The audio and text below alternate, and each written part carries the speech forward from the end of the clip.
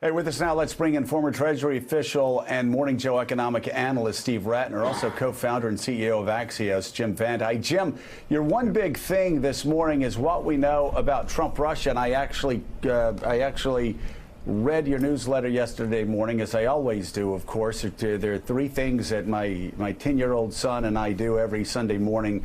We read your Axios list, then, of course, we go to church. And then we throw the ball around talking about the Axios list but yesterday's was amazing, and I actually did a thread where I actually quoted several of your takeaways, and it was so effective that actually WikiLeaks came back and attacked me for making these what they claim false claims, when in fact it looks like everything you guys nailed down about what we know so far is pretty damning for the president. It's amazing.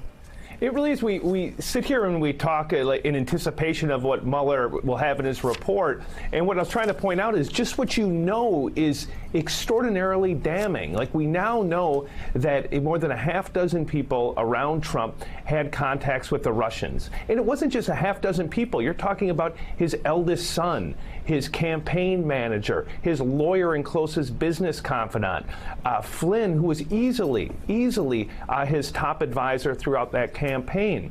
And all of these people had these meetings enthusiastically. Most of them then lied about it.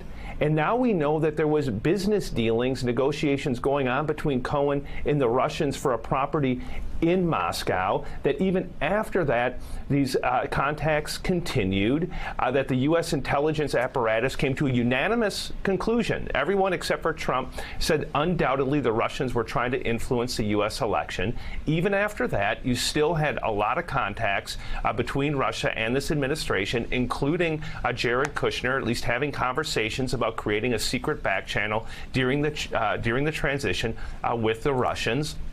And then it continued even into the White House. So had we not had the drip, drip, drip over the last 2 years, and you read all of that in a story, you'd say that is arguably the most consequential story in modern presidential history. Because you have to go back to who is Russia? It's an enemy of the United States. Go back to 2012, Mitt Romney. The #1 geopolitical threat to the United States of America is Russia. And every single Republican enthusiastically agreed with that. And that's what's so striking about what we already know from Mueller. And what we know is he knows a lot more than what we just laid out there. You read the indictments, the parts that aren't redacted, and you know he has lots more people who are cooperating, lots more information about those contacts. And what we don't know is, did Trump, how involved was he? And the one thing I will say, I don't know how involved he was, what he knew. I will say that in the campaign through this day, he knows everything that's going on. He's always hyper involved, especially with all those individuals. So the idea that all of these people are operating on their own, unbeknownst to him, in a totally clean way, that's the bar that he's going to have to clear. And I think that's why you see a lot of Republicans over this week, and even the ones who love him most, saying, oh boy. Yeah. You know, the president's strange tweets over the past several days, Joe, suggest a lot of different things. I think he said something about a counter report to the Mueller probe. How can you make a counter report or even allude to one unless you know that it's really, really bad? Well, he's talking about a counter report. You really can't make a counter report until you actually know what's in the initial report. But it does suggest how desperate he is. There's not a counter report. Rudy Giuliani, late at night when he's talking to reporters, admits there's not a counter report out there. But he's insinuating it's terrible what they have. So maybe what they've indicated to him, maybe the questions they've sent are so damning that he wants to provide a counter report. Why are we even reading his tweets? Why are we even taking his tweets seriously? They're jokes. Donnie Deutsch. My gosh, I'll tell you what else is a joke. The suggestion that Donald Trump's son-in-law, or Donald Trump's oldest son, or anybody related to Donald Trump or working with Donald Trump would do anything during the 2016 campaign without getting Donald Trump's sign-off is an absolute joke. And whoever suggests that is either wholly ignorant about how that campaign ran from day one, or they're just liars. There is no third choice there. Joe, 2 points. One to the tweets. It's interesting. If his tweets 6 months or a year ago, they'd come out, and the stimulus response was anger, and this is a strong man, you're fearful and you're outraged. Now, it's pathetic. It's benign. It's almost, you go, okay, go sit in the corner, Grandpa. You know, I mean, you go play with your little phone, and we'll get back to you. To your point, Joe, you are 100% right. If anybody's ever been up to the Trump office, it's small. The offices are right next to each other. I was in a family business. I worked for my dad for a number of years. We would speak 20, 30, 40, 50 times a day, and my dad was not a authoritarian type of boss. His children were not just children, they were employees to him. There's nothing they did without either trying to curry favor or without his absolute direction. That was not a mom and pop show. That was a one-man pop show. So to your point, Joe, it is absurd. It is beyond the possibility that any of these people, whether it was Michael Cohen, whether it was his children, any of the other people in the inner circle were acting not only without him knowing, but with his complete direction. That is the way that man worked. That is the way that company was run. Imagine, if you're sitting at home now, right now, look at the room next to you, because that's where his children were and that's where his confidants were.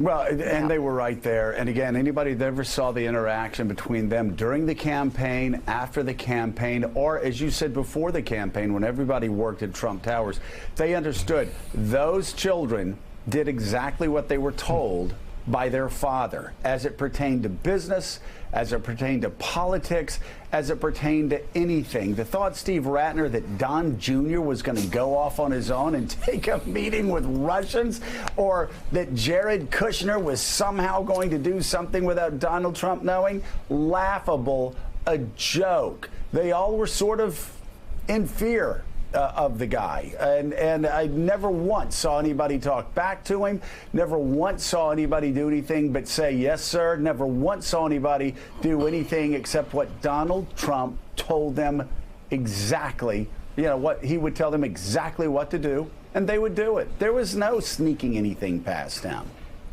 No, I think what Donnie said about the way the Trump organization ran is exactly right. Donald Trump, we know, is a micromanager. He needs to know everything that's going on. He wants to know everything that's going on. And we even have, at least at the moment, circumstantial evidence of this. For example, there were the calls from Donald Trump Jr.'s cell phone to a blocked number before and after the July 16th meeting. Maybe we'll find out. Maybe Mueller can find out exactly who those calls were to, but I think we all have our suspicions of the sort of not so elliptical, fairly clear remarks that Trump made on the campaign trail after that meeting, right before the WikiLeaks leak occurred, that suggested he knew something. There's evidence all over the place that suggested he knew this. The question really is what's going to come of it. Is it really going to be enough for Mueller to put together into a package that will start to turn the tide among Republicans, who so far have been quite steadfast in at least their professed open-mindedness on this issue, but certainly not turned against Trump? Yeah, so Steve, let's talk about, let's move from Russia and the Mueller probe to what's happening in the Southern District of New York. That prosecution that's ongoing, as well as the investigation that is ongoing as well. We talked before about Andy McCarthy suggesting on Fox News that Donald Trump is going to get indicted. You see his very clear statement, which is also the law of the land, the federal law, which is if you direct somebody to make an illegal campaign contribution, that is a felony. Even in the state of Kentucky, Rand Paul, that is a federal felony. And then you take it the next step and see how much. I'll read what Andy McCarthy said. As we've just seen, it is a felony to cause another person to make an illegal contribution, a federal felony. And then, of course, you look at the painstaking way Donald Trump went, how far out of his way Donald Trump went to hide those illegal campaign contributions and to direct them. It shows his intent. And then I want to get to the third point here, which is it wasn't just a clerical error. This actually was an extraordinarily important illegal act which actually may have swayed the election, most likely swayed the election because you were following the campaign closely, obviously, with the Clinton campaign. What would the impact have been if a porn star and a Playboy bunny had come out that last week and talked about their affairs with Donald Trump in 2006, right after he was married and when his wife was pregnant? Well, I think we all know what the impact of that would have been on the election, which was ultimately decided by a relatively small number, 74,000 votes or whatever, in a few upper Midwest states. And certainly something like this could have easily made the difference. Look, I think what's going to be interesting to see is what other evidence the SDNY has on this. Their language in the filings they made on Friday was incredibly stark and definitive and clear, that suggested that they have more than simply Michael Cohen said this happened, so Trump can say that happened, and we get into a he said kind of situation, because what's going to be needed here, given Trump's base and the pushback from Trump's megaphone, is going to be clear and unequivocal proof. And then the next question, which I heard you discussing earlier, is should Trump get indicted or not? We all know the issues around that. There are statutes of limitations issues. There seems to be, I think, an opening to indict a sitting president that does not seem to be against the law. Whether you prosecute him or not is another question. And then you get, of course, to the mega question of, does this rise to the level of being an impeachable offense? And a lot of people would obviously feel it does. There are others who feel that we should have an incredibly high standard for impeachment, that we should not be getting rid of presidents lightly, even ones who have broken the law, and that those can be two somewhat separate issues. You know, the important thing to remember, Mika, as we're talking about whether you can indict a president or not, is what Joyce Vance just said. If the indictment pertains to illegal activities that got you elected president of the United States, or may have got you elected president of the United States, then the Supreme Court has to look at that differently. Because if you're willing to say that a president cannot be indicted, and that president is president only because of illegal activities, right, then suddenly you really do, Rand Paul. This is where the Banana Republic part comes in. This is where the nation then it becomes exposed. a Banana Republic where somebody committing illegal acts say, I can do whatever I want to do. I can commit whatever felonies I want to commit. As long as I get elected president of the United States, they cannot indict me. That is not an American principle. Mika, the American principle is no man is above the law. No woman is above the law. That's why I believe this Supreme Court, if faced with this question, I think they are going to be faced with this question, ultimately will have to decide that this president has to be indicted because of the connection with the crimes which actually helped him get elected. And or Mueller could be providing Congress with a clear roadmap toward impeachment.